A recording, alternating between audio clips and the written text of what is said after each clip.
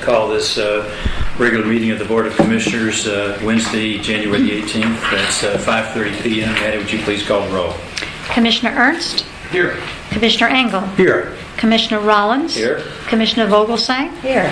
Commissioner Wright? Here. Commissioners, next item, any changes that you might wish to make to the agenda, now be an opportunity to do that. Please, if you have such a request, present that to the board and we'll consider it. Yes, sir. Just one item to add, and really it's for Art to make sure we're on a common ground, and more learning for me is this, one of the agenda things that were in our packet list update was the Park and Rec's charter, the laws of it, and I had a few questions, and because we're all in a room and it's the right time to talk about getting some education from Art, a few specific points would help me.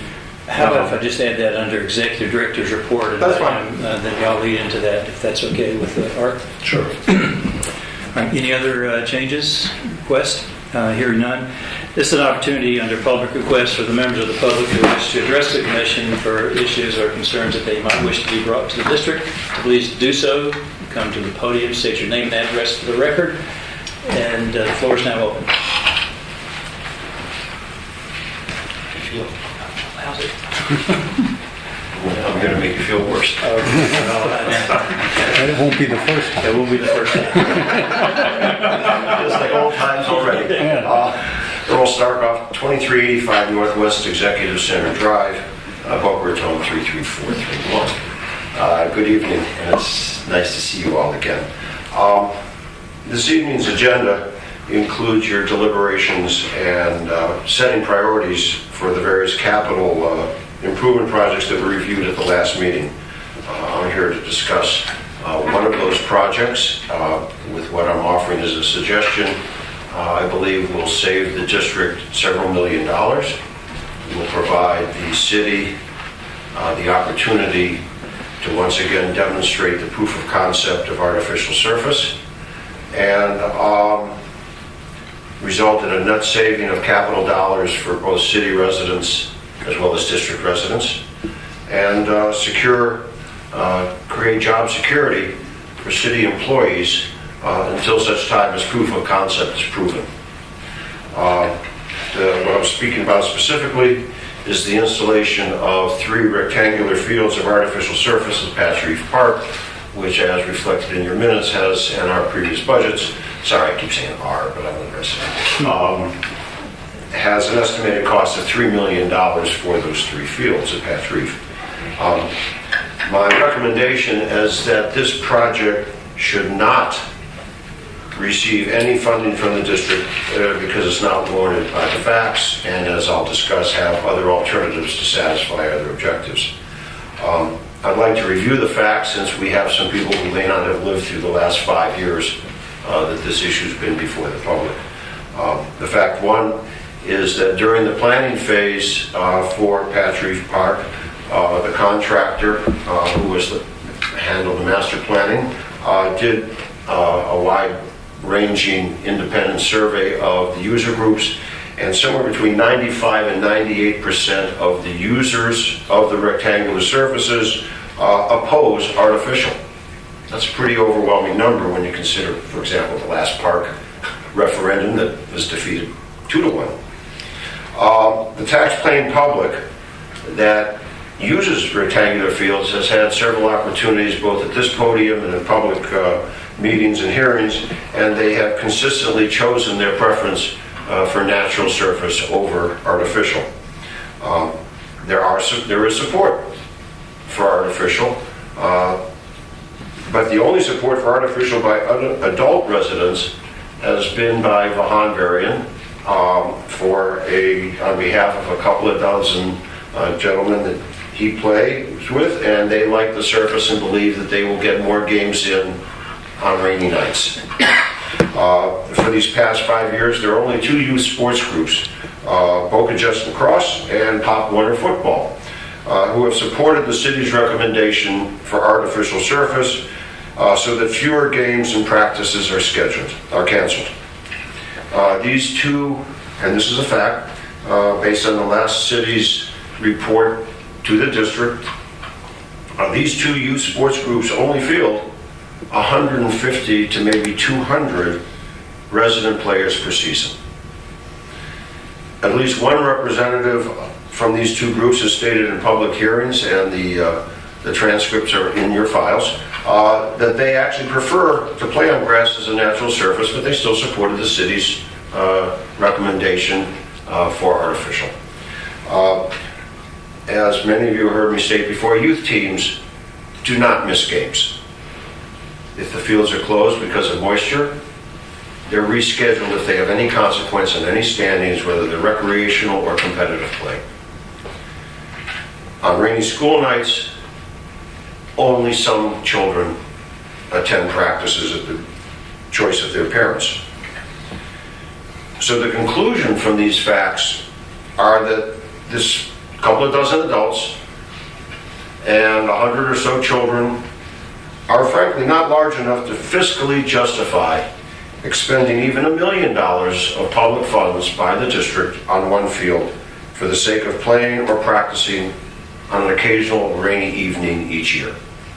Those are the facts on the ground.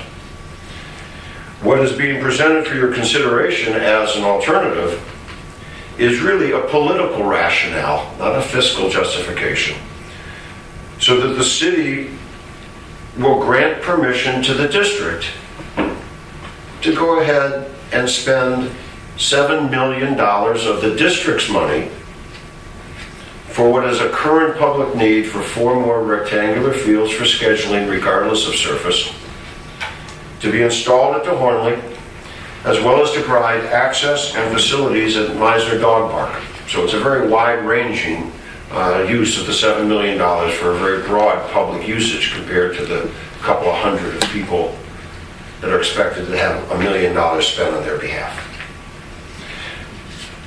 Moreover, this proposal as a political compromise is severely flawed, and I don't believe the district should spend even $1 million out of its $25 million of capital reserves on even one field at Patch Reef Park. It has always been the city's priority, not the district's priority, to install artificial surfaces. And there's nothing wrong with the city as an independent. We're independent. The district is independent. There's nothing wrong with the city having an independent view that its priority should be for artificial. They've actually put artificial into their master CIP for Woodlands Park in the future. The city's demonstration of artificial at Sandpine Park uses a crumb rubber infill that has been rejected by thousands of users, of tax-paying participants for use. The city and its allied artificial surface companies are now promoting a new improved product that uses natural infill. That's okay, but let's remember that at Sandpines Park, with a crumb rubber surfaces that has been rejected by the public for 5 to 10 years, almost all, if not all, of the subsurface ground construction is already in place. So the park surface could be retrofitted with a new improved product, save hundreds of thousands of dollars of the public's money. A retrofitted Sandpine Park would accommodate almost, if not all, of the practices of Boca Jets lacrosse and Park Warner football. So their concern not to have practices canceled on rainy nights would be almost 100% satisfied. And perhaps the biggest fact, I'd call it the elephant in the room, is that city workers will lose jobs if artificial surfaces replace natural grass. The various financial break-even analyses that have been presented over the 5 years that this has been studied use assumptions of anywhere from a 7 to 10 year break-even point based on the useful life of the surface being installed. That's the only way it can be done, because it's warranted by the manufacturers and claimed to make 7 to 10 years, depending on which assumption you want to use. That's fine. But in every case, these are assumptions. And they're, as to how long it will take before the new capital investment has to be made to put in the replacement surface. Offsetting the capital cost for the break-even is the known fact of the savings in reduced labor of annual field maintenance. Now that's a nice way of saying city workers lose jobs. Now frankly, this was an election issue. It was a key factor in that city firefighters got involved in supporting candidates for office. At that time, the narrative was that in the past, the district had looked at privatization of maintenance when in fact it was actually the city that proposed and the district agreed for the city to look into that alternative, and it was subsequently rejected. But now, if the district funds even one field as a quid pro quo or demanded by the city to go forward at phase 2, it's the district that not only takes on the financial burden of that million or millions of dollars at Patch Reef versus a few $100,000 at Sandpines, but by the city offering that to the district and the district accepting that bargain, it's the district commissioners that accept the responsibility for the job loss.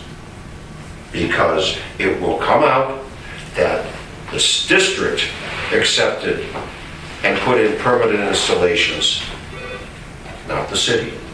All the city did was reduce their budget for the cost savings. It's a responsibility that the 5 of you will bear for jobs lost for a surface that 98% of the public doesn't want. Now, You about to wrap up, Mr. yeah, Starkov? I am. Guess this how it happens. As I pointed out, the city's entitled to present a second proof of concept using a new and improved surface. But they can do so at hundreds of thousands of dollars savings of their own money at Sugar Sand Park, at Sandpine Park. And it's a question of the commitment of the city to their recommendation that they should convince their elected officials to spend those dollars from their budget, allow the community to see the proof of concept of their second recommendation, and go forward. This is not the district's responsibility.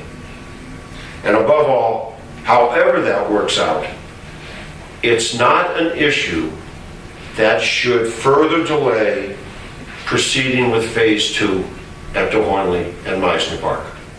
They're separate issues and they should not be tied together.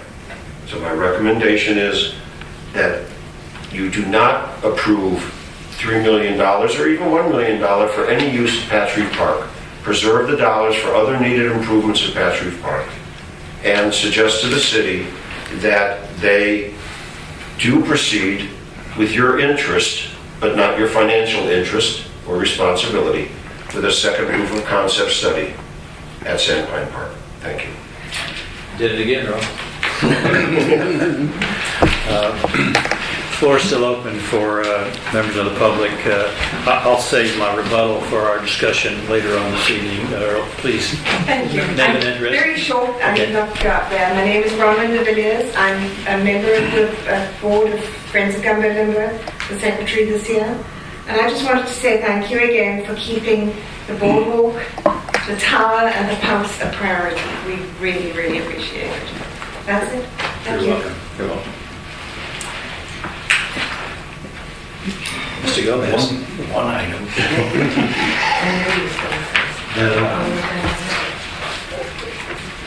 I really had hoped to, good afternoon, good evening, Mickey Gomez, Recreation Services Director, Mr. Chairman, member, commissioners. I really had hoped to share this last meeting with you, but I had 13 items on your agenda and other things, and I didn't want to delay it. But this is something I'm extremely proud of, and I wanted to share it with you and really proud of the staff that works at Beach and Park District facilities, the parks, recreation, programming, and facilities. But the city just finished up its financial. They closed their books for last fiscal year, ending September 30th, 2016.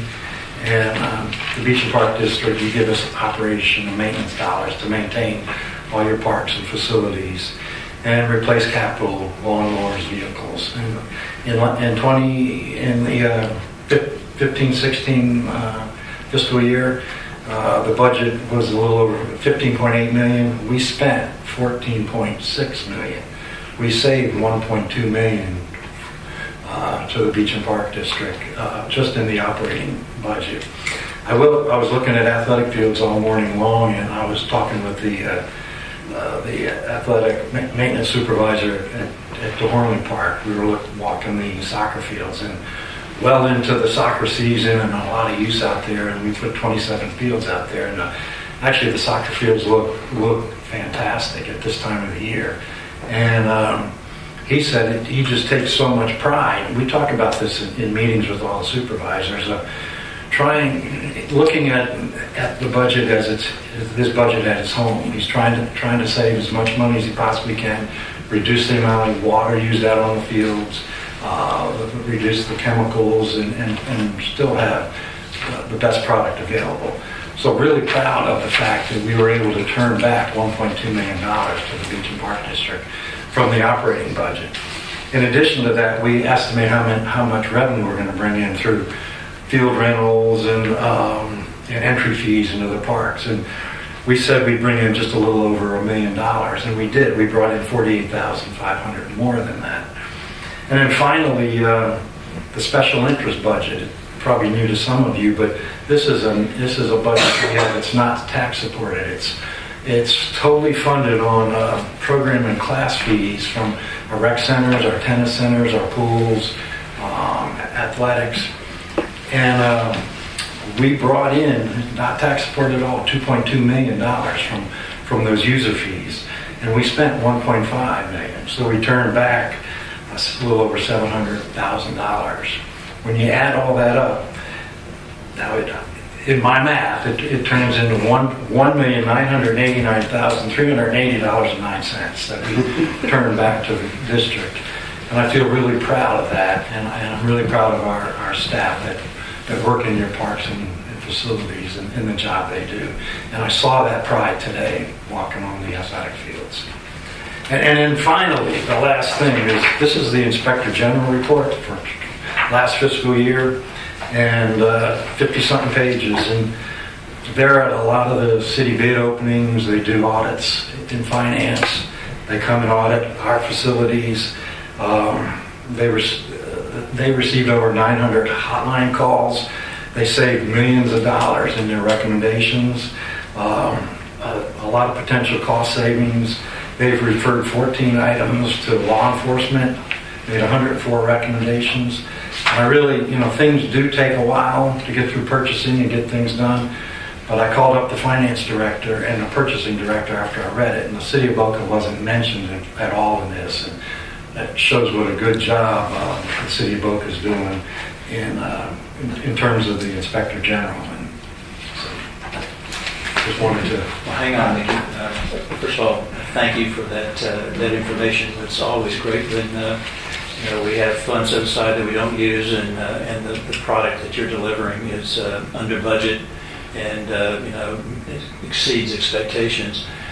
Just a couple questions for you. The grass that we have over at Spanish River Fields, the Hornley, what's the type of product that is? That's the Celebration. Yes. Right. Yes. And I know that you've been looking at different methods of taking care of that product, like phrase mowing, aerification.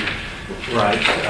And all those things seem to be helping. Are those the reason that the fields look the way they do at this point in the season? Because they Absolutely. We had a little roundtable this morning too with Palm Beach County Athletic Field Maintenance, Dade County, a couple of cities in Broward, and we're going to continue to do that, sharing ideas. And the gentleman that you met, Jared Minnick, that I met through the National Recreational Park Association, came down on his own and led that this morning, and we had a great sharing of information.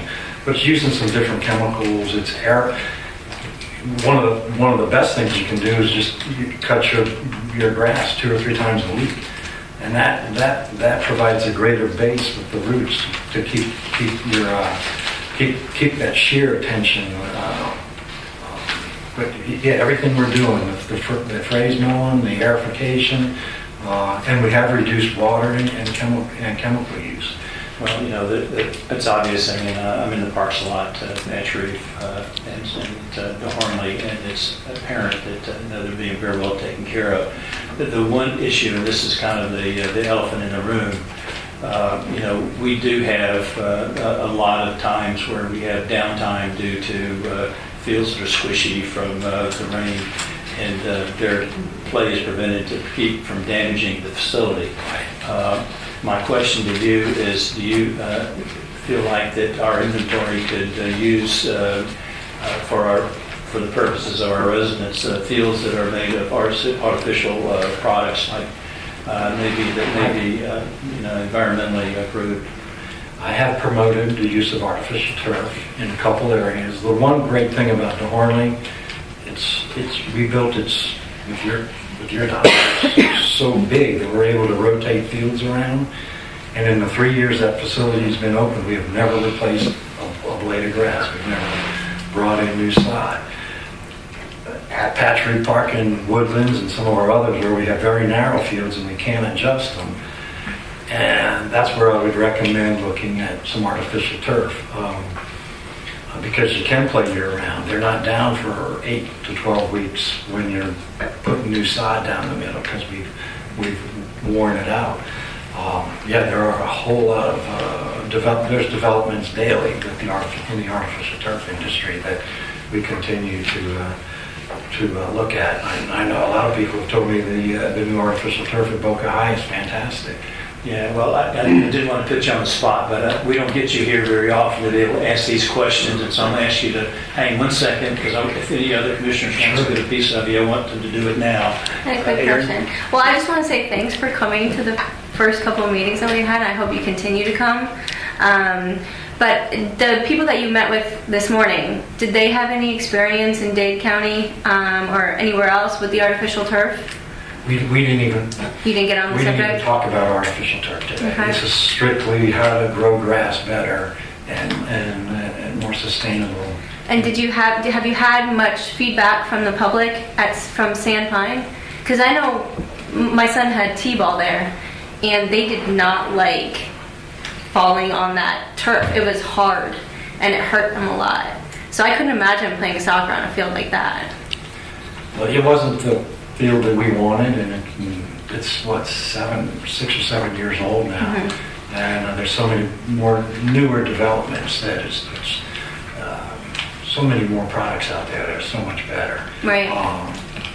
It was our first shot at it, and, mm-hmm. It can be played on year round. And would that be an option though, replacing that specific field with something newer? There's an 8-year warranty on it, and we have it in our capital improvement budget to replace that, and it's probably about 50% replacement cost, because the base is already there. You just need to take the top layer off with the artificial grass and the infill, mm-hmm. and we study it. We're studying it every day. Right. The new developments. Thanks, Mickey. Any other? We don't get Mickey here very often, and I apologize to the commission for picking his brain and putting him on the spot a little bit, but I felt it was time we put him on the spot. I'm on the spot every day. But I know appreciate everything that your staff has done. I will pass that on to them. Yeah, Stephen Poe does a great job for you out there, and I enjoy working with him and seeing him out there. He's always there and always helpful to us, even at 6 o'clock in the morning when he and I walk fields. So testing them, I know. That's right. That's right. So thank you. Thank you. Anybody else from the public?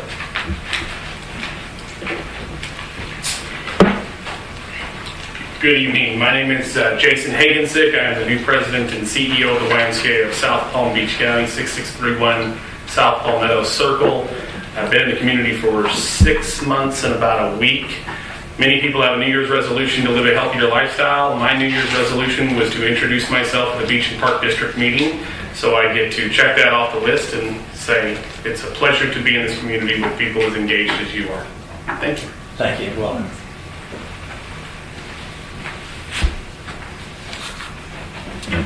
Anyone else? Seeing none, I'll close this portion of our meeting and we'll go into the next item, the approval of the minutes of our previous board meetings. Move to approve. Second. Been moved by Mr. Ernst to... Well, actually, I had some, I guess, questions about it because there were a couple items that were mentioned in there. We'll get to that, Craig. What normally we do is get a motion, get them seconded, and then open it for discussion. Oh, okay. So you'll have an opportunity. Okay, yeah. It's not going to be a rubber stamp here. So moved by Craig, seconded by Susie. Now for discussion. Actually, it was No. By Susie, second by me. Second. Well, you couldn't see Mr. Ernst down there.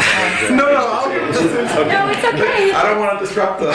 Okay, let the record reflect that it was motion made by Susie, seconded by Mr. Engel, and now the floor is open for discussion. Any questions or changes, amendments to the minutes? My feedback on the minutes was that I did go through the minutes, and it was a very long meeting, and I appreciate that. And so it was probably a lot of work just typing all these up. But there were some items that were missed specifically that I mentioned. So I could either go through them here or ask that Maddie check the audio to make sure it's reflected in there.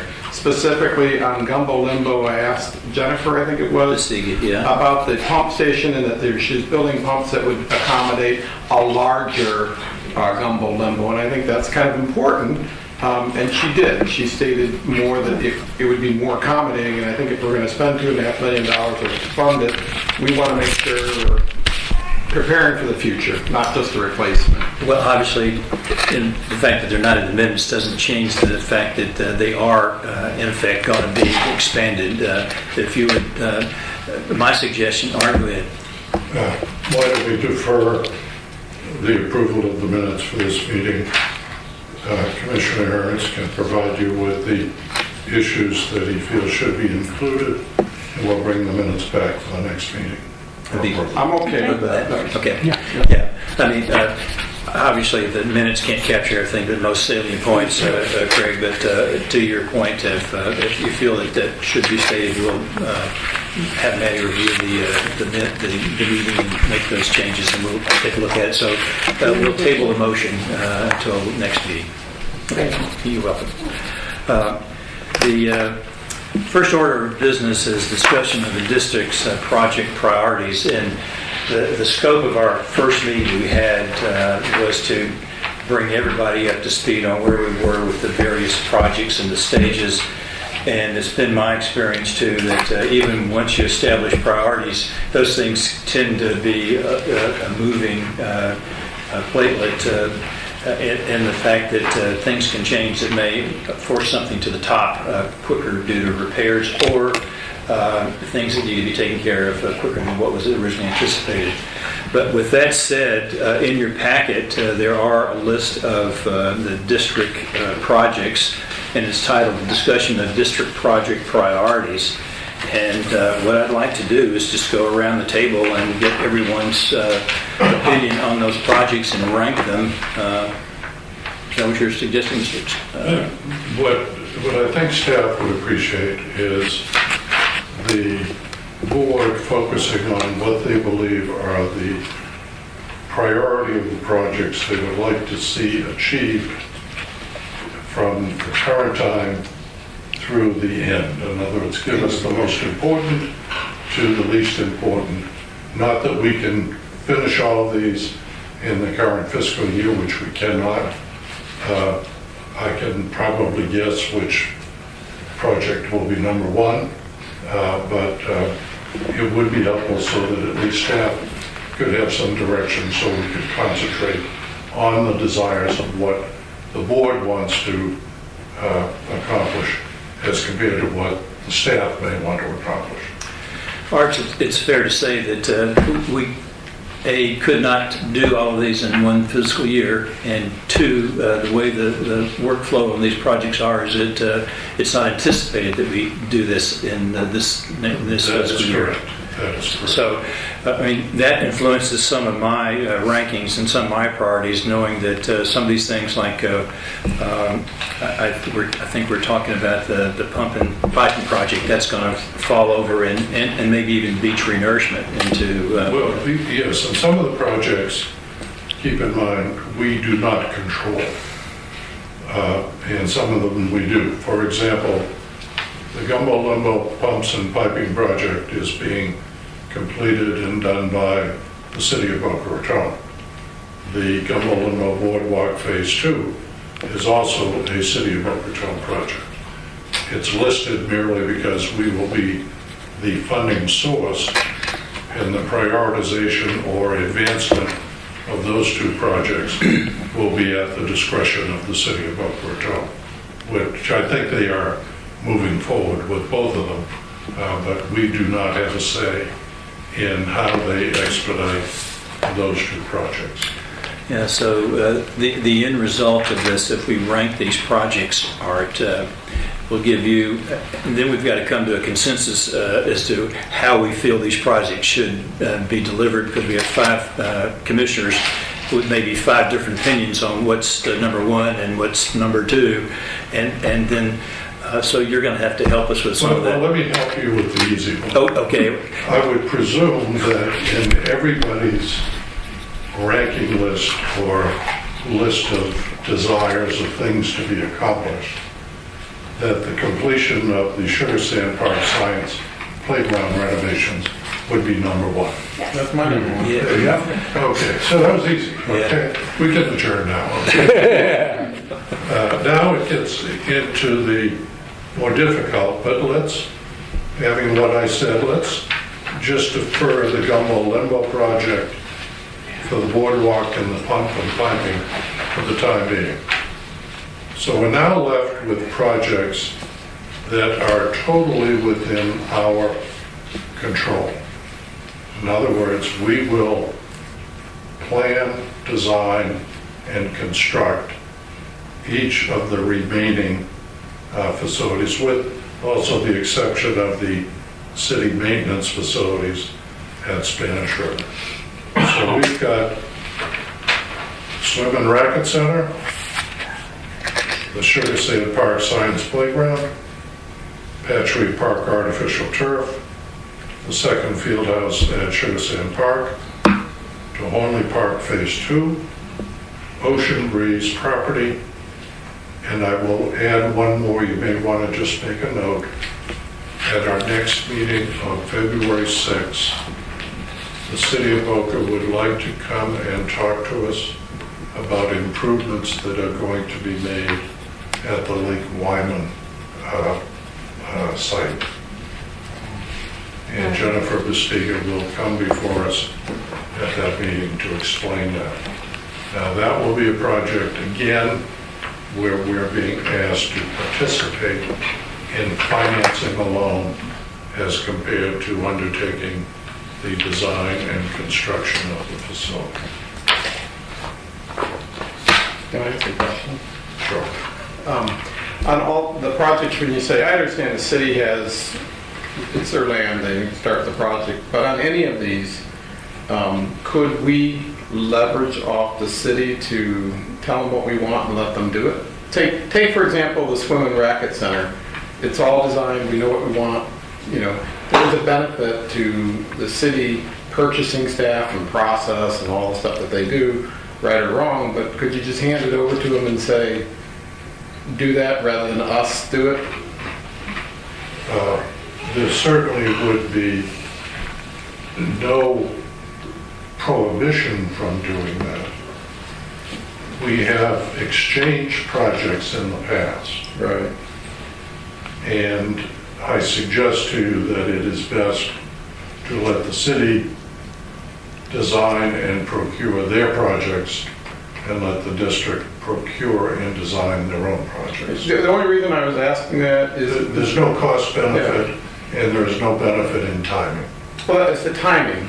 There's no benefit in timing. You couldn't have split these projects in half and hey, you guys do half and we do half? Mr. Gomez will tell you the procurement problems with the city of Boca Raton. We were turned over to the Only Park project for timing purposes because we could get it done quicker. And that has happened on a couple of occasions. So it is my opinion, at least from the experience, that we have a better opportunity to accelerate projects through the design process, through the procurement process, and through the construction project as compared to what the city has. Do you have the same controls that the city has? Absolutely. Okay. Because everything must comply with the permitted set of plans. The city does the inspections, and they inspect their own projects. So yes, the same controls are there with the consultants that we employ, and now with Mr. Fischera that we employ, yes. Okay. The only one I would add, I know we're going to get into the priority thing, but one of the benefits of going through an election cycle, there's not a lot, but one of them is that you get to talk to a lot of residents and you hear what issues or concerns they have. And I think one of the open items out there, beyond what's here, is Ocean Strand. And I would add Ocean Strand to this list as not something we're looking to construct at all. It's more of how can you open it to some level of usage in a natural, using its current setting. And that is, I think, well within the scope of the district that we could do something, whether we partner with someone to facilitate, whether it's kayaking or any of it. It's there, it's a great asset, and it's a beautiful area, and it's a shame not to use it in some form. Just as a little background, Craig, I'll tell you that when that project was purchased, we were asked to purchase it to take it off the developer rolls, and we ended up buying 3 out parcels with that too to give us one rectangle on that. There were 3 pieces of residential property. And there's a road down there still where the homes were just to the north of that. And I think the idea, because we did a charrette, I think, on that project. We did 2 plans for it, 2 complete plans. And I think at the time, because we had Spanish River itself was being closed because lack of people attending going to Spanish River, that we just deferred anything because we hadn't heard anybody complain that they had no beachfront property to go to. This would be an entirely different project. I think it's not necessarily the beach access that I think is attractive, but the open space in the intercoastal vista. Yes, sir. The one thing that I think we need to do is to somehow ask the city, or maybe a little more forcefully, get involved in the waterfront development plan that the city is now underway. This is one of the very last vacant parcels of land within the city that abuts the ocean, and certainly maybe the only remaining piece of property undeveloped that has ocean frontage and intracoastal frontage. Right. But yet the consultant has been engaged by the city to begin that waterfront plan, and we have not been contacted relative to what potential uses could be made of Ocean Strand, even though at the beginning we made a request. Yeah, I mean, just from a resident standpoint, I attended the charrette that was done on the wildflower, and I thought it was really nice, and it was very thought out because it said, here's 2 parcels, what if you looked at them as one? In the spirit of what you're saying, yes, I saw the presentation at the Federation of Homeowners where they're going to put boat ramps and stuff, and I have some concerns about, a boat ramp where manatees and nature is and everything. But it seems to me that, the district and the city, most residents think of us as one and the same. And that there's some synergy of maybe using both parcels to do something that we should participate together. And I think what you're going to find next meeting at the 6th of February, when Jennifer Vestiga comes forward, she's going to ask for our involvement in Lake Wyman. Right.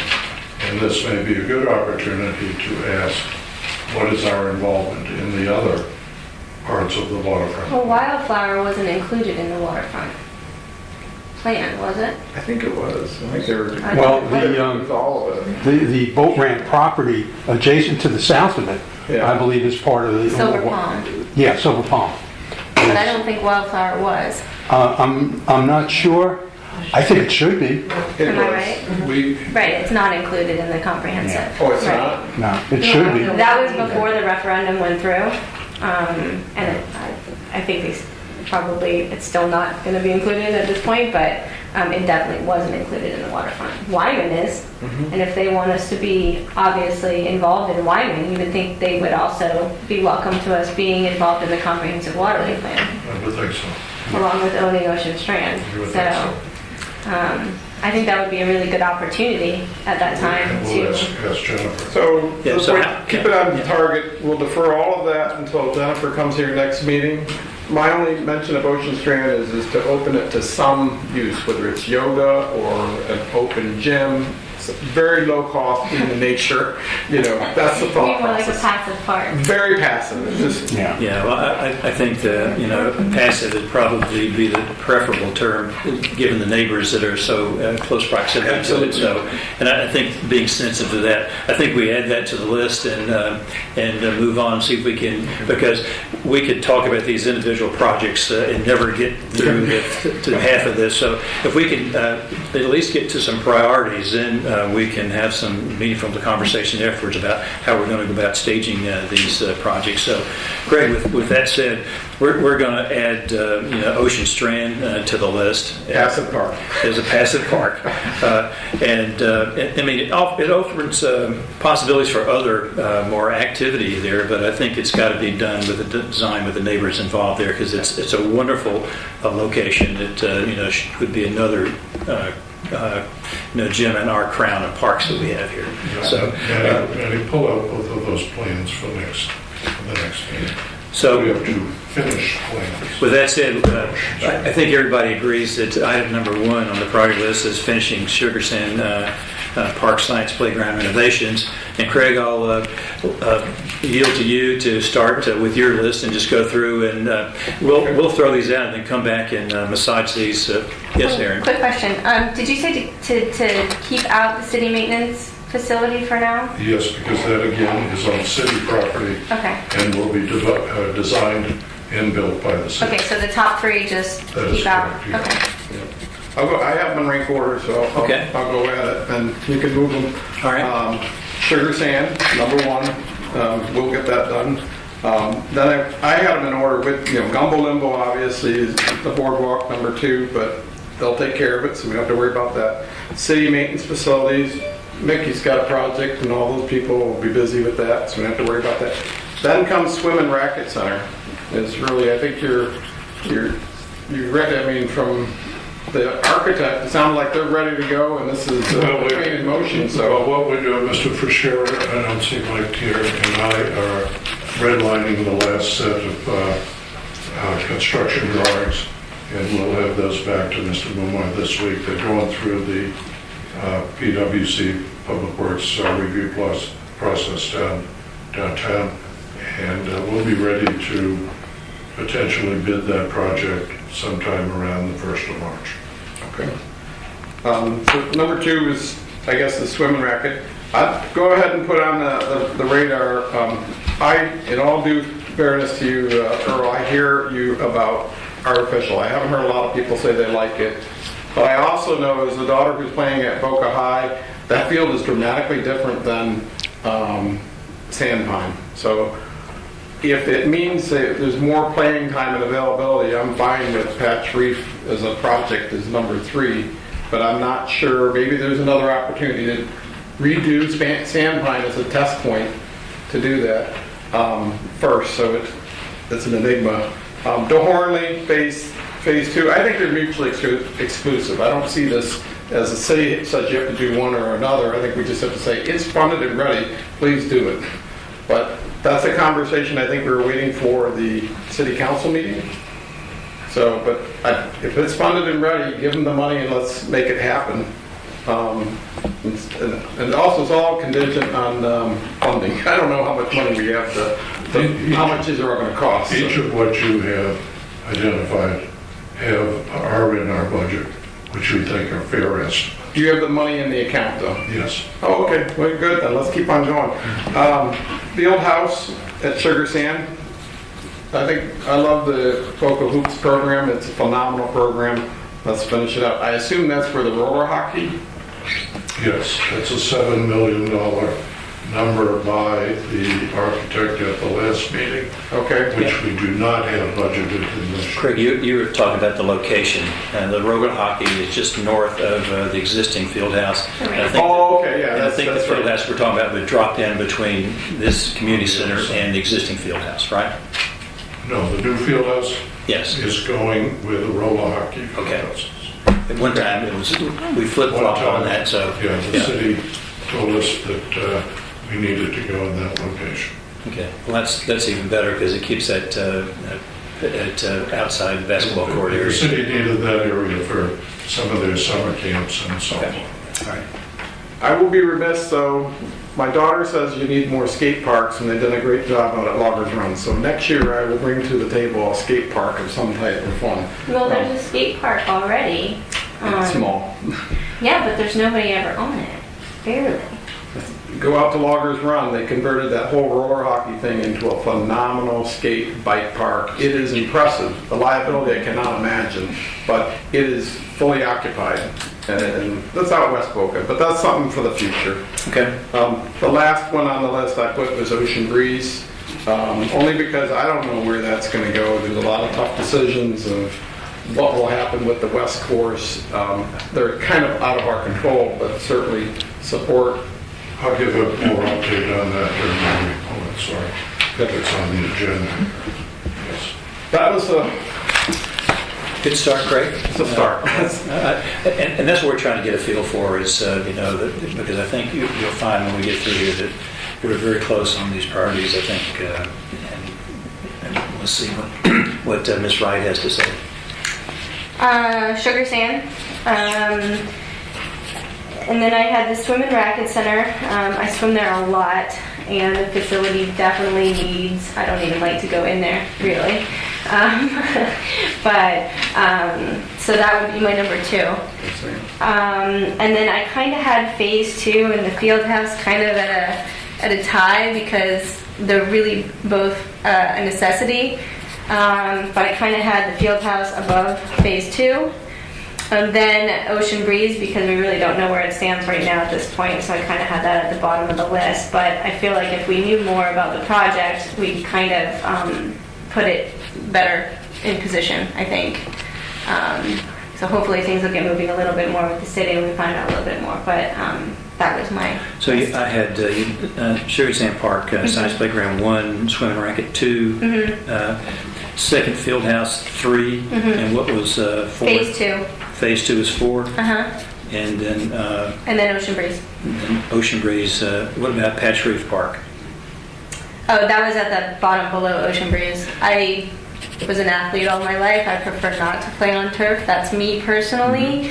But I think that if they did change out Sand Pine and had a really good response, that, if the city feels the need for them, that the park across from Pinecrest, Woodlands, where, the grass isn't quite as nice there, might be a really good spot for that artificial turf. I played on that field when I was younger too. Definitely not as nice as Patrick for sure. That's true. I agree.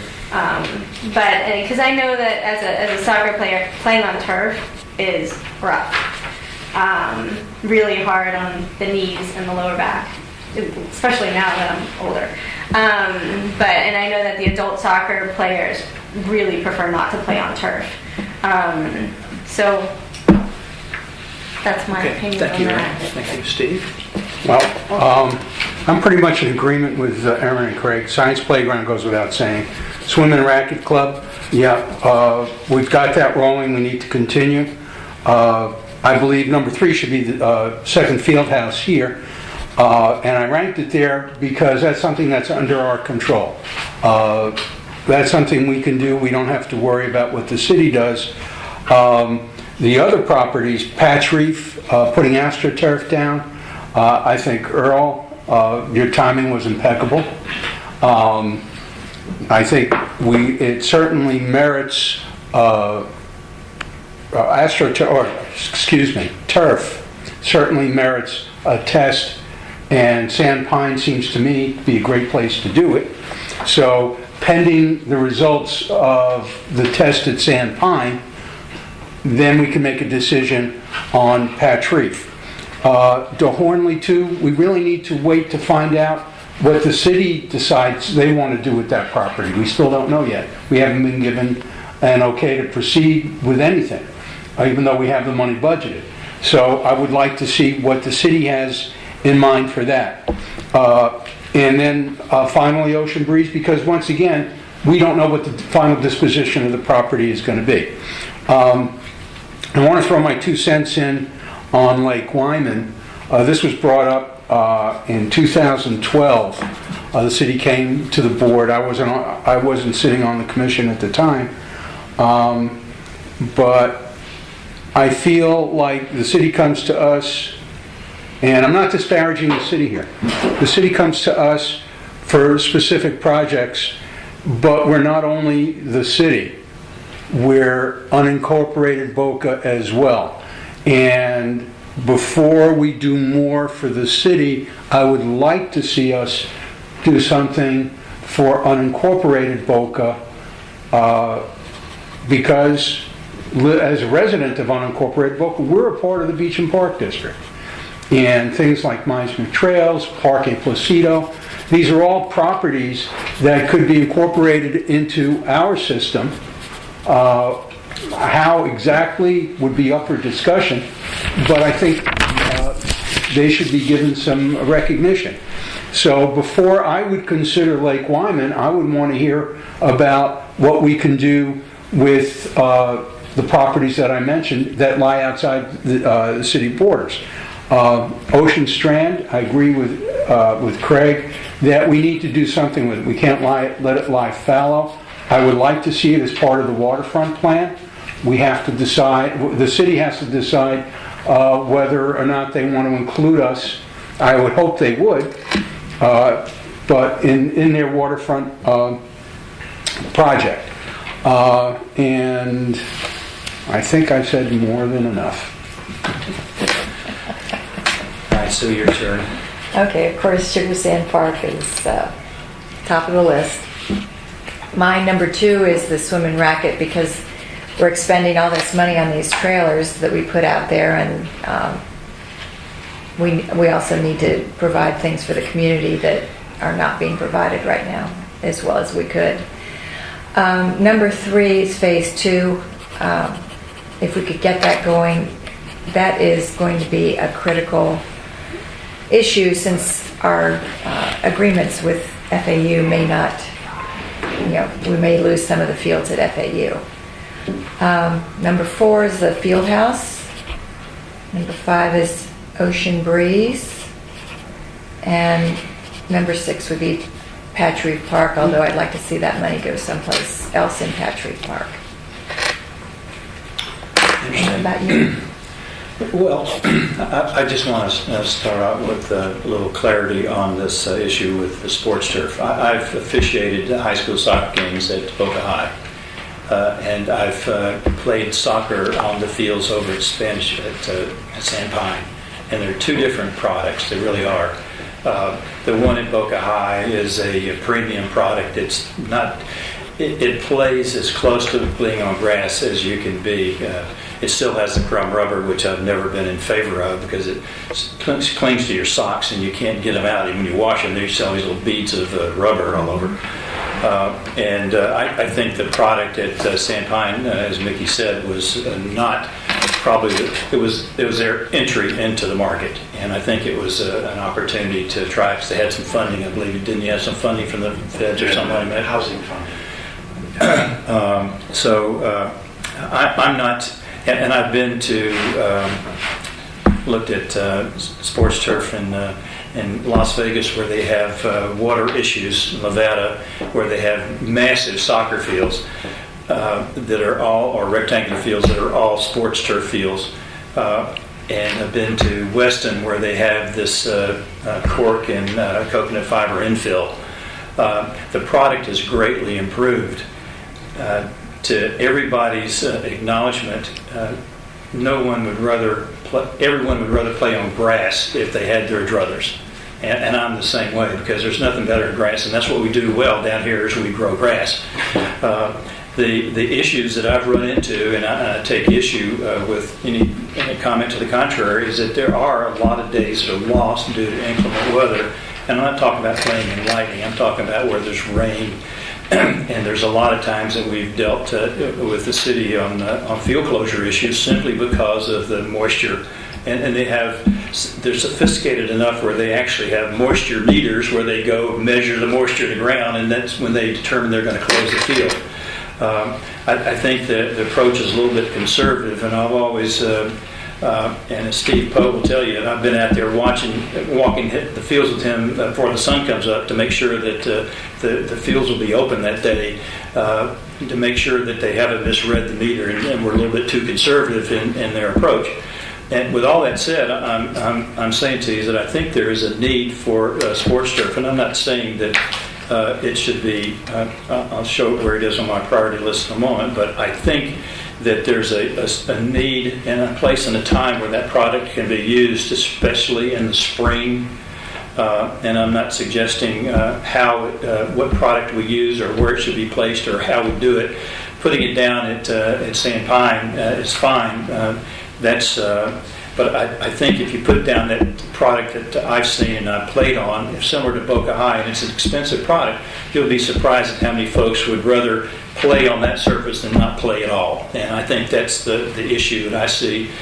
And the one group that have been the strongest proponents of that has been the lacrosse folks. I think lacrosse is played up in the Northeast a lot more than it is down here, but I think that most of the fields up there are artificial surfaces. My niece, who's headed to Duke on a lacrosse scholarship, hates playing on the stuff. She'd rather be on grass. But up there, the conditions are a little bit different, and that's where they play on.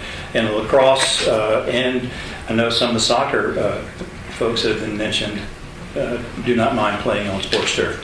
So I just wanted to get that out there because I had the same concerns that Aaron did about the knees and the backs, and I've got a few more years on me than you do, Aaron.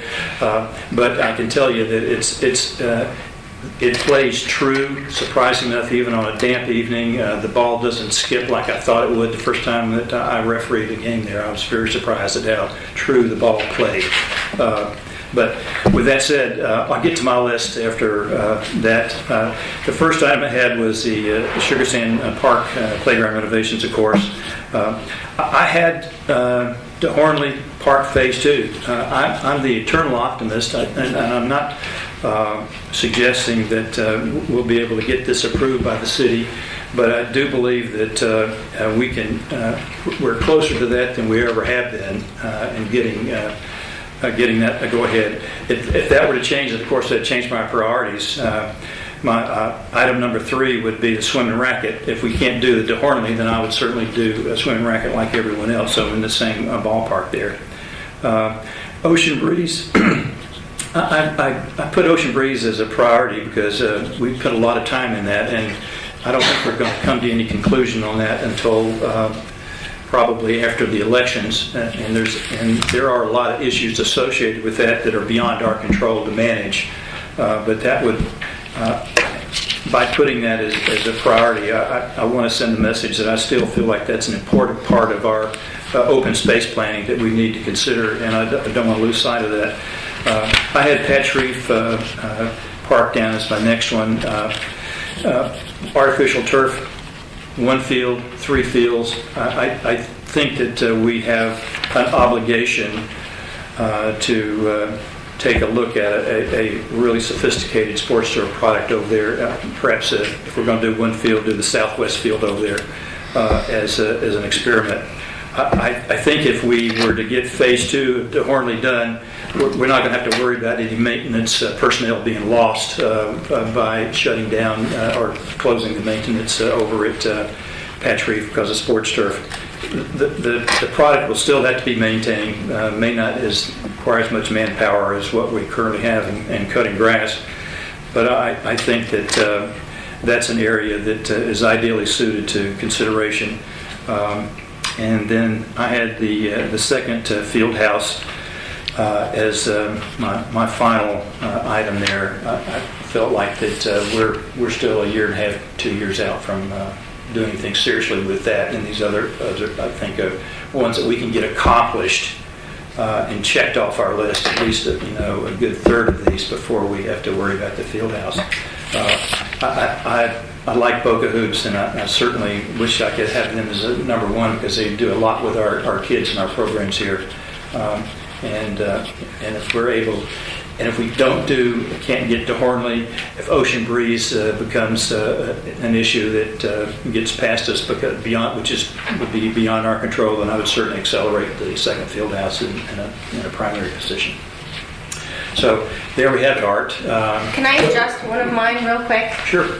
Ocean Breeze, I feel like I just want to bump up there a little bit and try to put a little bit more pressure on the city above phase 2. Okay. I just think I want it to be higher on the priority list. Well, I think it's important, Aaron. I mean, I drive by there every day. So do I. Yeah. So take Clintmore. 2nd Avenue to Clintmore is where I go every day. And it's an extremely nice piece of property that would be a nice thing to have in our inventory, especially since it's pretty certain that the municipal courts are going to be sold. Whether or not the person, whether or not we'll have an opportunity to purchase Ocean Breeze or not, we'll know later than sooner. But and maybe Art has some more information on that. Art, do you have an idea as to what? Well, you haven't made my life any easier. Certainly, what I would suggest we do at this point is I can come back to you at our next meeting with timetables on each one of these that could be achievable from both a planning, design, and permitting and construction to give you an idea. For example, the field house. How long is it going to take us to continue to finish the design? What permitting will we need? And how long the time frame for the construction? And I think I'd like to do that on each one of these so that you have an idea of the time frame that we're looking at. But there certainly is a fairly good consistency of completion of the science facility here that we have here at Sugar Sand. I just took a walk out there today. They poured all the concrete in the back of the facility. They're getting close. We will finish that in the foreseeable future. So I'll try to give you an update on that. And then at Swim and Racket, I will also give you an update on that. That one may take a little bit longer because we're trying to accommodate the users of the facility without taking it out of place, so to speak. And I can also give you the best that I can,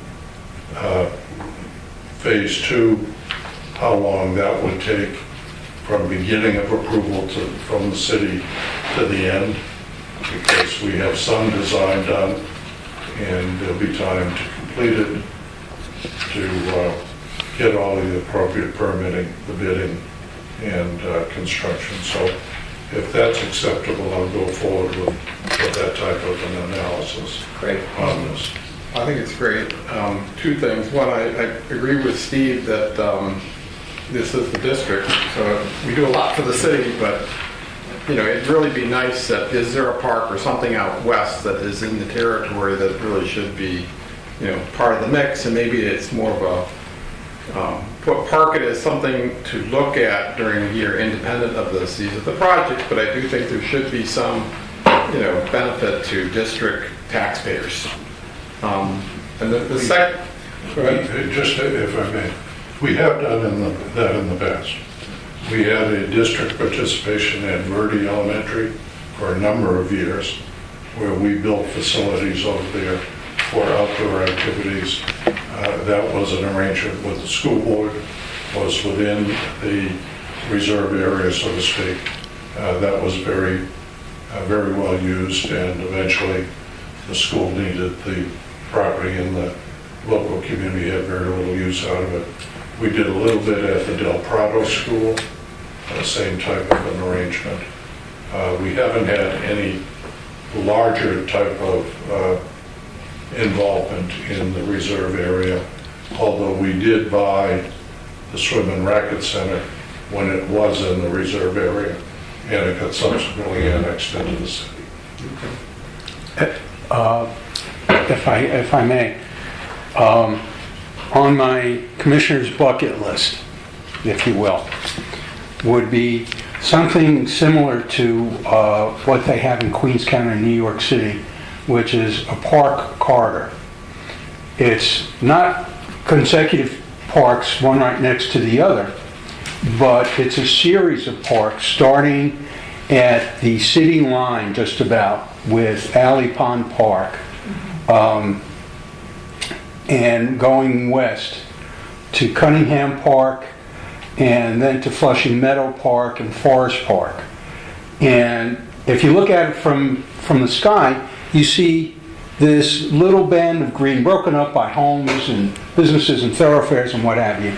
But that's what I would like to see with the Beach and Park District, starting with Sugar Sand Park, picking up Parque Placido, which is a little park. It's maybe, I don't know if it's 10 acres, it's a lot. It's a passive park on Boca del Mar Drive, just south of Palmetto Park, and a part of Meisner Trails. Meisner Trails is just sitting there. There's a building, I don't know what kind of shape it's in. Could be a community center at some point.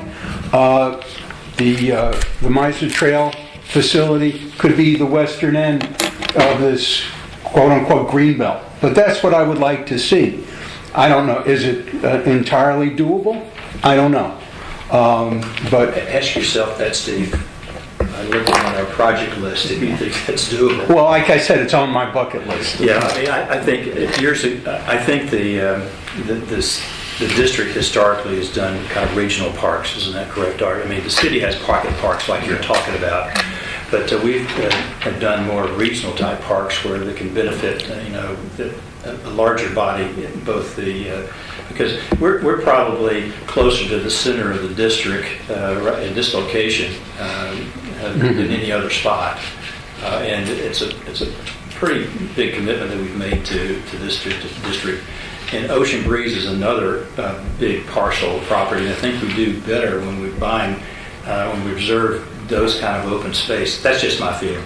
If you find a park that would fit our nature, then certainly it's if you look at the concept of a park corridor, then it fits in because you're appealing to a larger group of people. Just Best Pocket Park by itself, it doesn't make any sense. But in the larger scheme of things, I think there's a place for it. There are a lot of those in the city. I know in Hidden Valley, there's a little park. You know where I'm talking about there in Yes, Tennyson. I go there every day. Yeah, and those are nice. And then there's one just off of St. Andrews in the development over there. So we have those. They're scattered around, but they're not in a And George large Snow, Yeah. George Snow is off of Glades, Right. and that's hidden over there. That's city owned as well. Right. So I think this, the city has done a good job of capturing those open space parcels where they're possible to develop into some passive recreational, and certainly I'm all about that deal where I get more passive. Yes, Craig. The last thing then is, and it really goes back to Art, with all this big list, and if it's all funded, My question is I'd go out of the box to work with the city, if at all possible, or whomever you want to get some of these things done faster. You know, I know it's a big list. That's a lot of projects. And Mike's going to be very busy, but you know, the city has a lot of staff. I think you can't do it all yourself in the 1 year time frame. And Craig, I will say that the field house is not funded currently, correct? Field house is only funded for design. Right. And if you heard the architect, he was talking about a $7 million project on that. So it's not. Okay. I think that's going to be one of those that, I was kind of surprised at the number because I didn't remember the first field house being that expensive, but that was change. Yeah. Although I guess that's a time value money moving forward.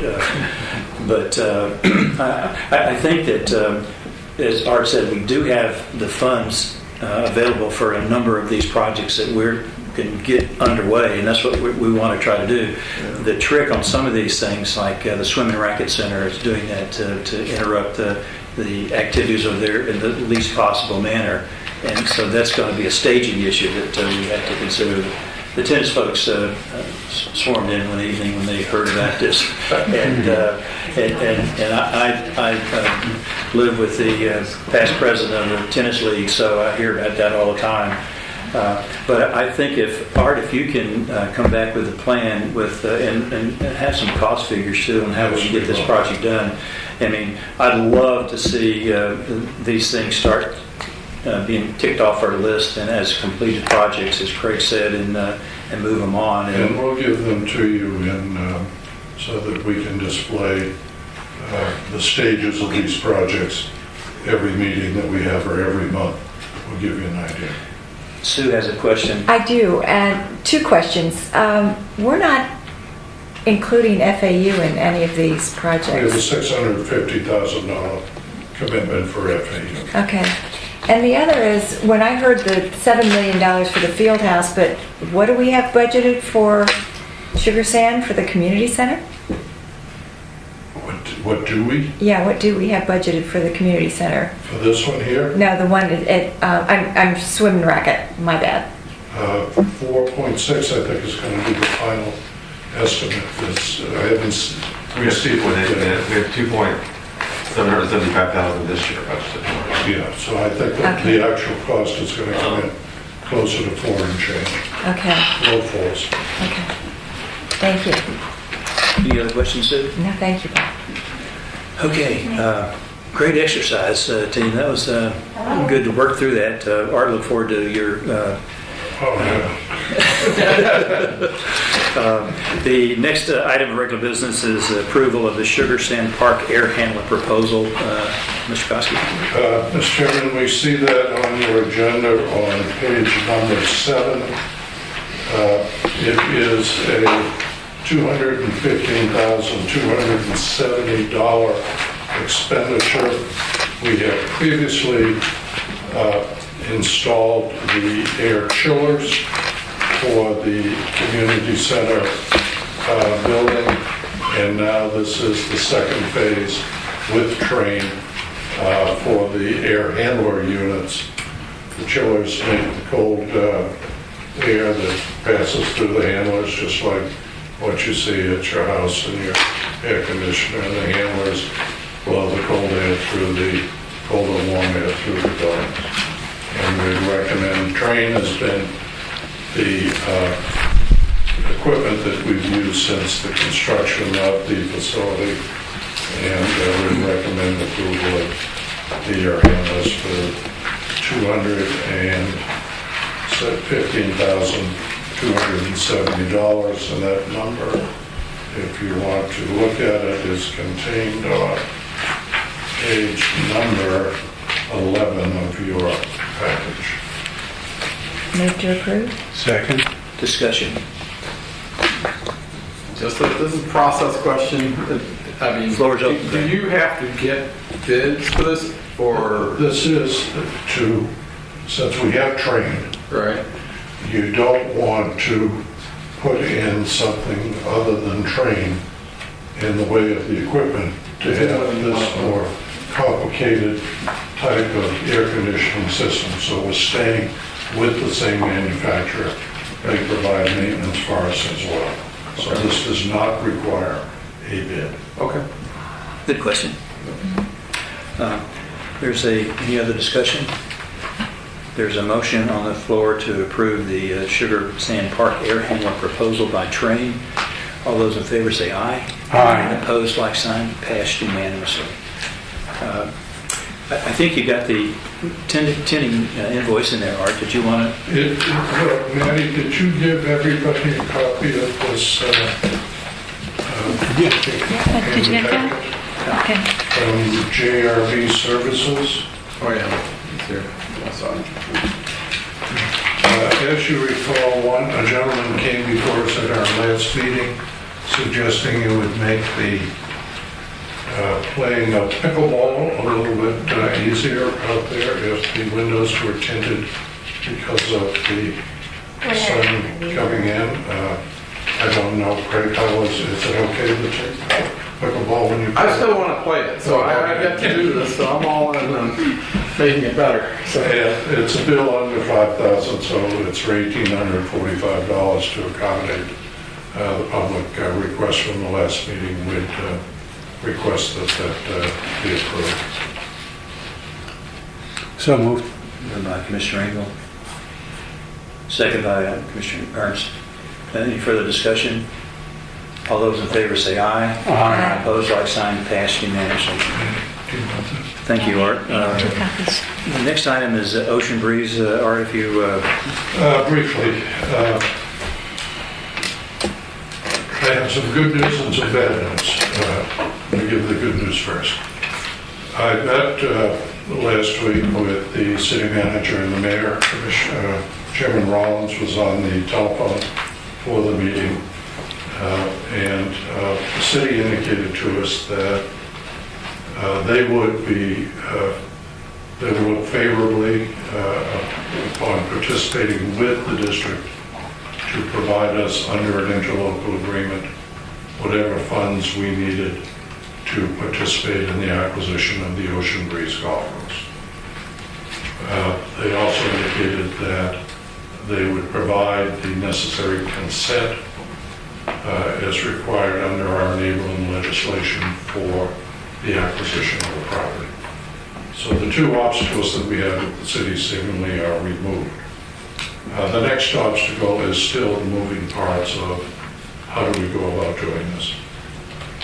And unfortunately, we do not have back as of yet the range of values from our appraiser.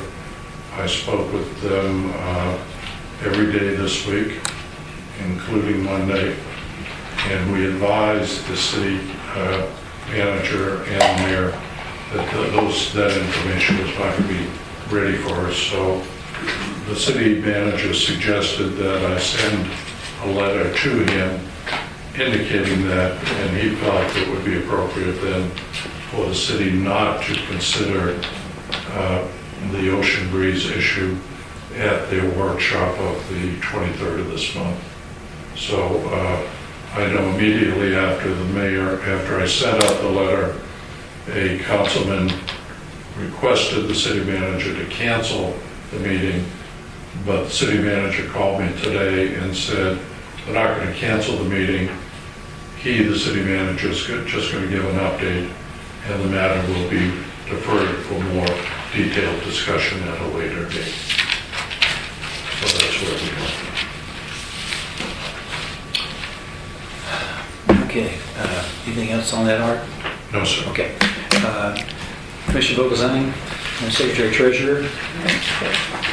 Mr. Chairman and fellow commissioners, I present to you in the form of a motion the invoices found on a separate page provided by Maddie and the amount of $7,545.63, the bulk of it going to Mr. Fischera for his services of $6,000. And Mr. Chairman, while we're on that, Mr. Fischera now will assume all of the role of inspection of all of our park facilities previously done by Mr. Zuck. that's a safety issue that we have, Greg, to make sure that, we correct things before they occur, like speakers falling off of light poles at the ball field and basketball goals that are rusted out at the bottom where we've had those. And so it's an ongoing thing. The project, the scope of our size here, we need many eyes because a lot of folks using it, a lot of kids, and we want to make sure that they're, playing in a safe environment. So. But I'm sorry, what was Mr. Zimmer doing? I thought we approved something in November. He was doing the lighting, second phase of the lighting for the park. And so Fischera will do it now? No, Fischera will do the inspection. Mr. Zimmer was originally engaged to do the inspection. Oh, okay, I got you. And okay, I the get inspection hadn't been done for 2 years, and now 4 years is how it was. Okay. And now Mr. Fischera is out doing that inspection. Okay, so we have a motion and seconded. Any further discussion? Hearing none, all those in favor say. Bob, I didn't hear the second. Who's the second? Second. I thought Steve would second. Steve. Yeah. Sorry, Manny. Okay. All in favor say aye. Aye. Opposed, like sign. Passed unanimously. Reports and discussion items. Art, do you have any other updates you'd like to lay out for us? No, I think Commissioner Ernst had some questions on some things, and I'd be happy to answer them, or you can do it Yeah, one-on-one. we could. It might be easier for me just to talk with Mr. Kosky one-on-one to understand it. And I was just, this was in our packet last time, the charter, our laws of everything, and it's a little choppy to read. And I was just trying to make sure I understand what our role is as a taxing authority and how it balances, because there's certain things in there. It says you do this, and I'm just trying to understand it. And what do we do as a group? A good example is this anything you approve. If it's a service, but you have to get a bid for something or not. That's where I just want to make sure I'm following the rules that were put forth. We are a creature which has been created by an act of the legislature of the state of Florida. Mm-hmm. We live and die by the legislature. We are not responsible to the city or to any other organization. So therefore, we are governed by what the legislature tells us we can do. They tell us what we can do in two forms. One, through the initial enabling legislation as it may be amended, which requires legislative approval to amend it. Right. And we are governed by the statutes of the state of Florida that apply to an agency of the state such as us. Okay. What procurement, for example, rules and regulations we have are codified primarily in state statutes. What procurement rules, for example, that the city has and what the county has are codified within their own charter because they have been granted what the state of Florida has ruled as home powers. You can run your city the way you want to run your city. And the city of Boca is run differently than the city of Fort Lauderdale. They have different codes, different ordinances. They do not have to follow a uniform set of guidelines. We, however, have to follow a uniform set of guidelines that are applicable to all other, quote, state agencies as are defined in the state statutes. So we look to not only what our enabling legislation says we can do for our powers, and then look to the state to show us what the limitation, if you would, of those powers would be. Good example. We want to hire an architect. There is nothing in this legislation that says how we hire an architect. But the state of Florida has a separate statutory provision called the Consultants Competitive Negotiation Act, which we must follow in hiring an architect.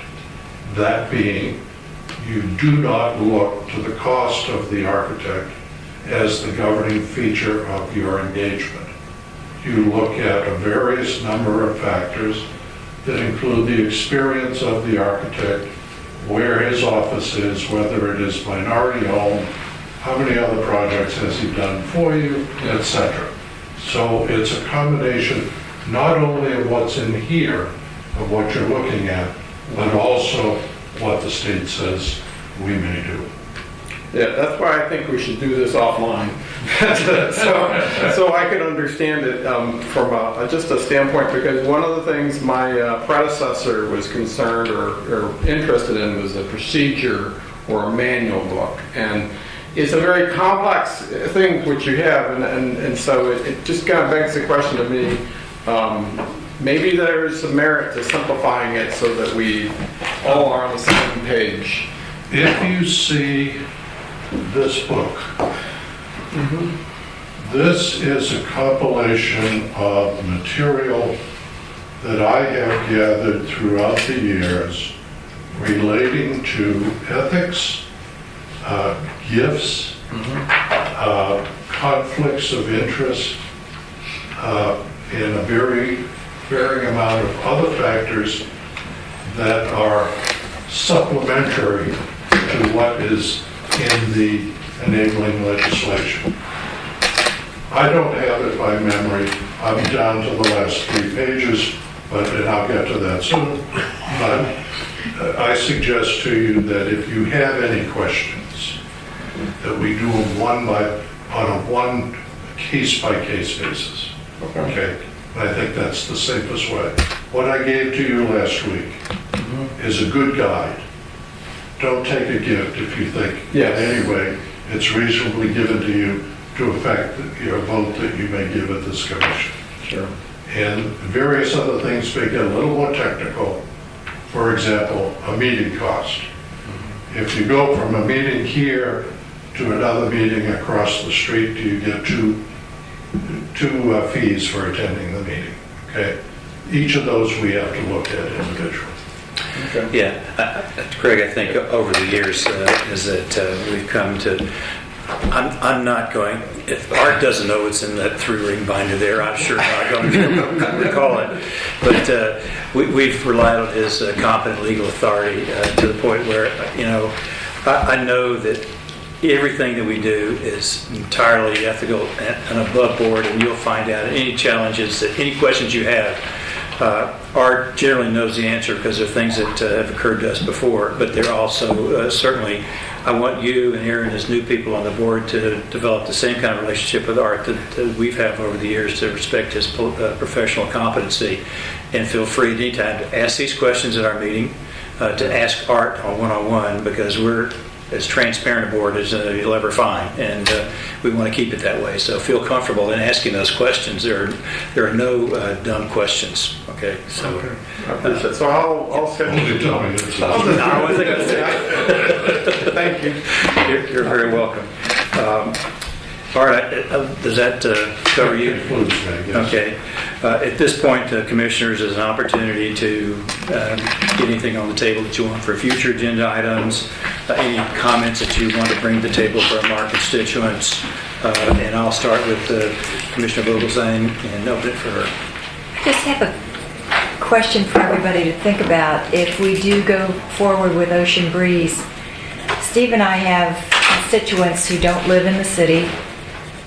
Will they be paying the same greens fees and other fees that... Yes, ma'am. Of course. Thank you.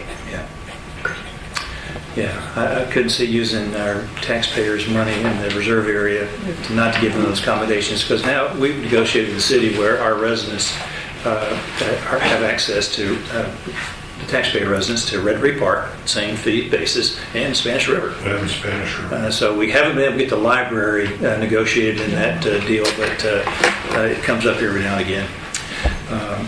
Steve? Not a whole heck of a lot. I was thinking along the same lines as Susie, but one thing that did occur to me, what is going on with the lighting? We are getting new poles because the fixtures have to go onto a different pole than was ordered by Mr. Zeller. So that is being looked at right now. And do we have an idea as to, When it will be done, yeah, I would give it another 60 days. okay. So, all right, so we'll have it done in time for this summer, or I'm sorry, next fall. You'll have to also be very late in the summertime, you can stay around.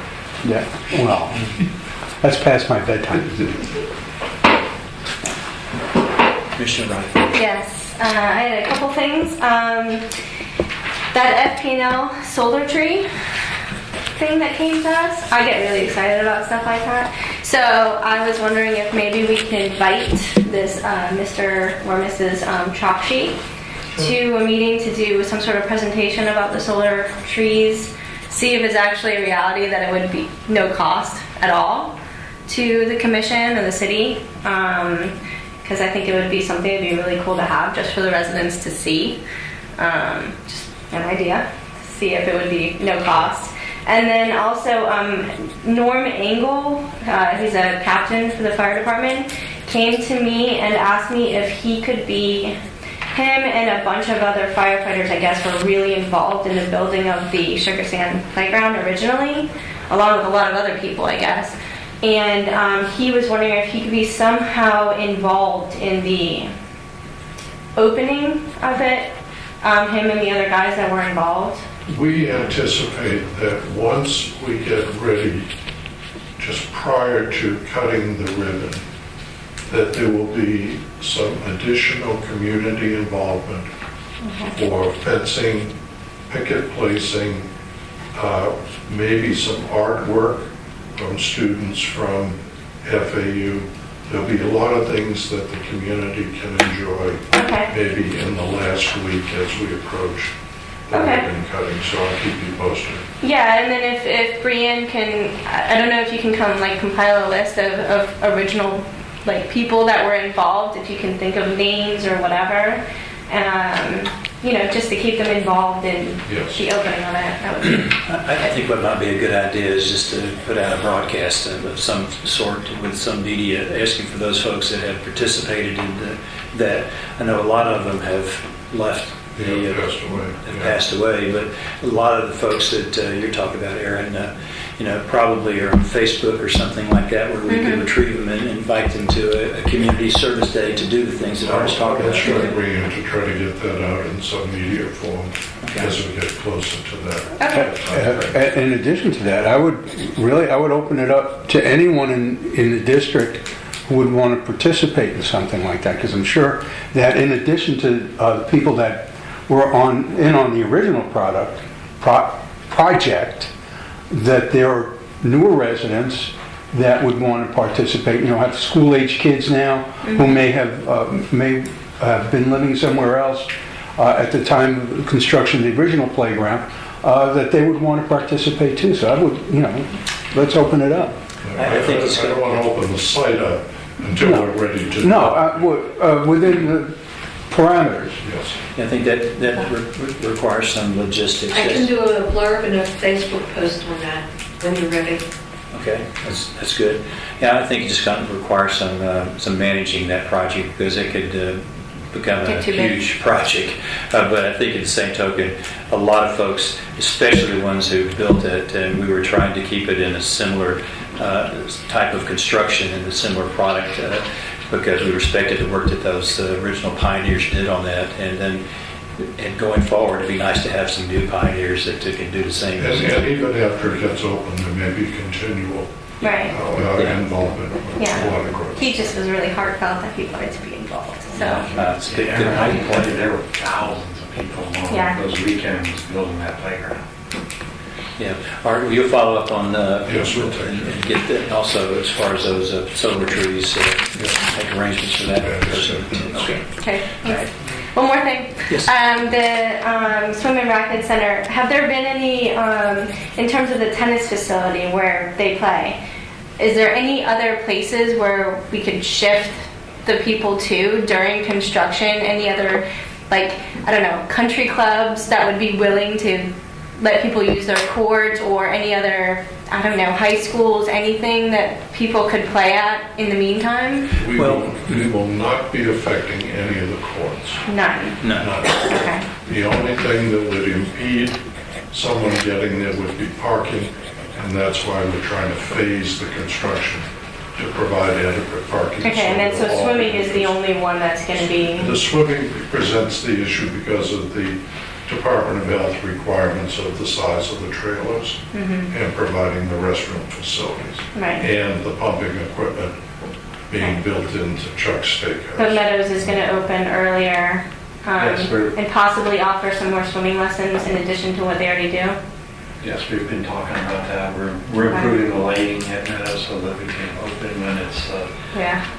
not light outside. Okay. That's in our budget this year. We talked about extended hours. I mentioned that a little bit Okay. last week. I didn't get into any detail, but whenever there's been a tournament at the Swim Racket Center,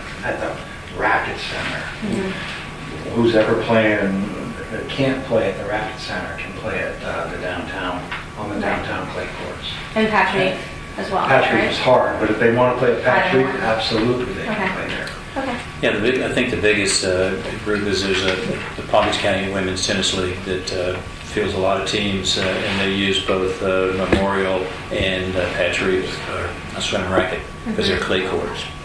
Okay. But I think the idea is to interrupt them as little as possible there, and then parking is going to be the big issue. Okay. I have one more thing. Okay. You got only three. And I never She's got talk. my seat. Gosh. She can go. One thing I just wanted to put out there, I've had a lot of residents from Hidden Valley come to me since I've been elected to just put it out there. The Boca Executive Course, that is completely vacant and privately owned. I know it was thought of maybe years and years ago. There was a plan for a park that was drawn up by Jose Barrera. Joe Sullivan, who's a firefighter for the county who lives on the golf course, has spoken to me about it, sent me all the plans that were developed and everything. So I just wanted to put it out there on the table to mull over. We have a lot of other projects, obviously, but it's also a huge, huge parcel of open space that's still there, open, and readily available. So I just wanted to put it out there. Mr. Chairman, I think the owners of the property were the Cottlers. I don't know the names. I was going to meet with Joe next week. Okay. And they did come to us before, a number of years ago, for the district to acquire the property. The one issue that prevented us from going anywhere was the reluctance of the neighbors to have any lighted facilities on the property for nighttime use. Now, if the property is still available, and if there has been a change of heart on the lighting, it is a very usable piece of property. There's a lot of issues with the peat in the ground. There's a lot of soil conditions, but those can all be rectified. Okay, well, I just thought I'd put it out there. That's correct. Yeah, okay. Could it be included in the appraisal? It's right down the road from Ocean Vegas. We could do a corridor, a green corridor right there. I know. I like that word, corridor. Idea. The owners have been asking, they asked us for $4 million, and it was put under contract, I believe, for 10 right now. It's under contract. Yeah, for single family homes, but that hasn't been approved or anything yet. Not yet, no, and there was another big 380 or 400 unit complex that was thought about before. Makes me cringe. Okay. Yeah, but that one Yeah. fell apart for nefarious reasons. Mr. Ernst? Just a question.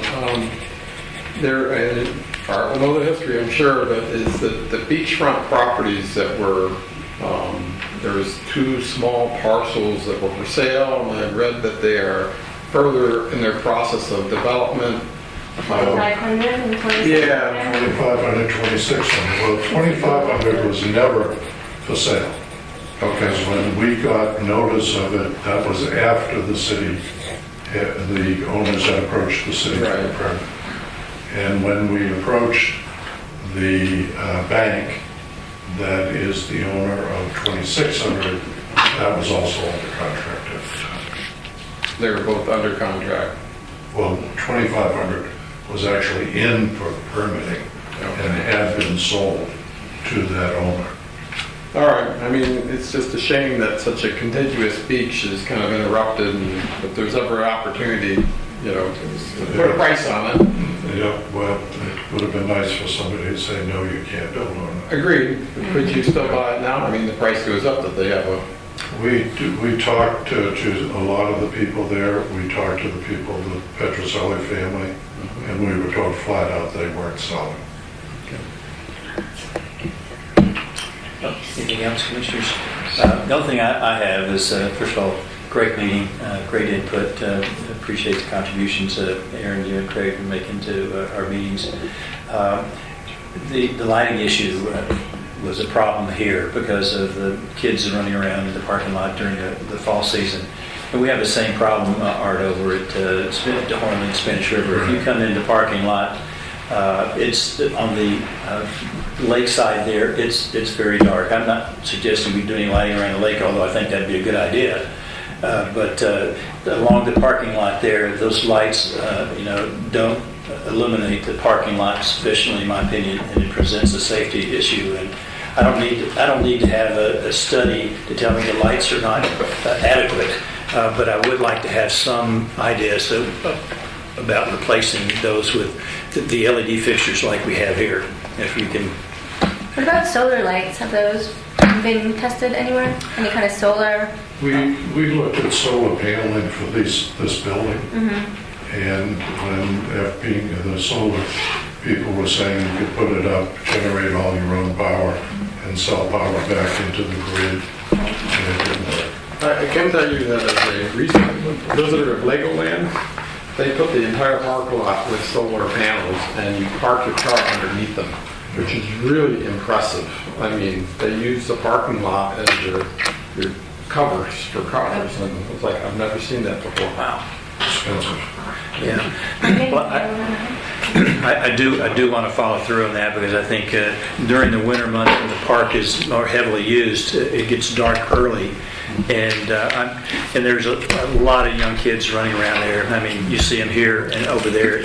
It's okay. Commissioners, anything else? Jason Hagensick, welcome to Boca. Welcome to our meetings. Please join us again. Boca, there's great facilities here, and we're in the same business essentially. So if we can do anything to help you, let us know. There you go. There's your partner. Inside. Technically outside, but if You want to make a motion to adjourn? Yeah, move to adjourn. Second. All in favor say aye. Aye. Meeting adjourned. Just a minute. A little slow on the uptake. Do you need me medicated? Yes, sign checks. No, like 5 or 6. You don't need it, right? No. Okay. You're going to take care of Certificate. Yeah. I'll call tomorrow to find out what happened. I have a feeling it went to 5634, because that was the address on the check.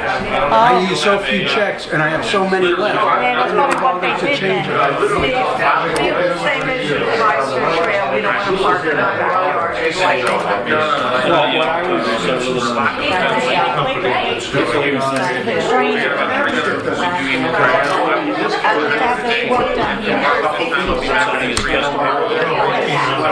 I say 184.5. I had spoken to some of the people in the improvement association. I was thinking more along the lines of the passes form.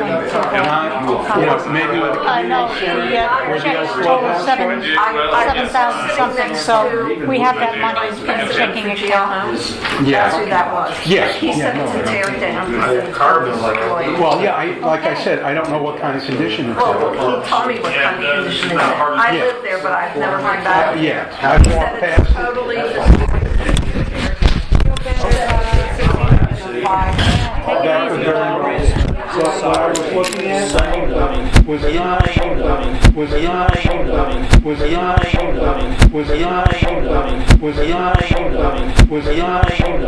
was the